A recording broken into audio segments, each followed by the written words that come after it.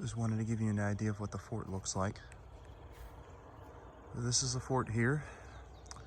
Did a bunch of hanging out in it over the weekend. This is the dog trot cabin. We've got the blacksmith shop on this side and Mike Miller's gun shop on the other side. It's interesting because there's not a lot of tools, but the tools we've got in there you can do a lot with. We've got some guys camping here. My buddy Anthony's down there in a A-frame tarp. And we've got some cabins. That far one over there on the other side of the garden, I actually hung out in for hours on Thursday night because we were hiding from the rain. Apparently this wagon bed here used to have wheels on it. That's the spring house. As you can see, the sun is rising. And this big black house. And this big blockhouse on the end here is the common house. So we walk into the fort, and here it is.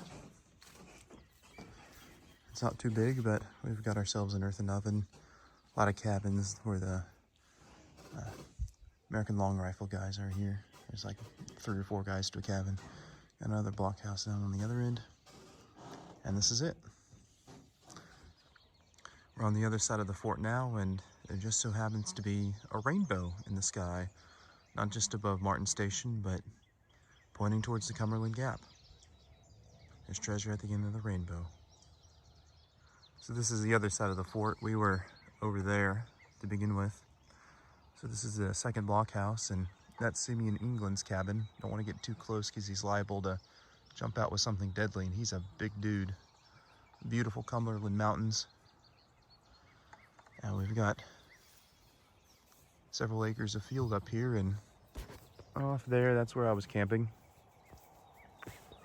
And there's this little path and trail that runs up here through the trees. And there's the registration cabin. We'll go up there in a minute. But isn't this just the most amazing thing? All this is hand-built, hand-hewn logs, hand-cut logs, mud-daubed. It's a special place.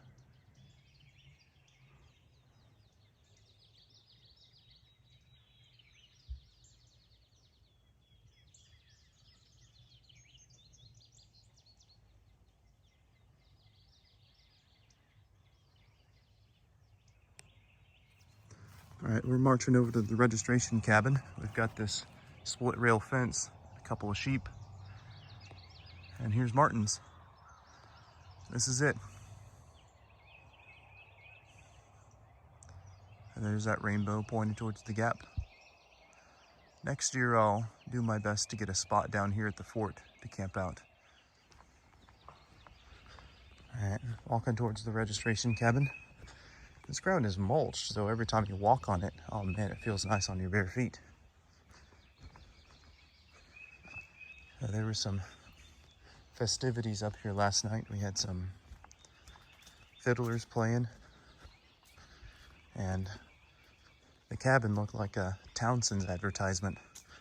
Candles, and completely lit up with candles and lanterns. This is a really cool piece here.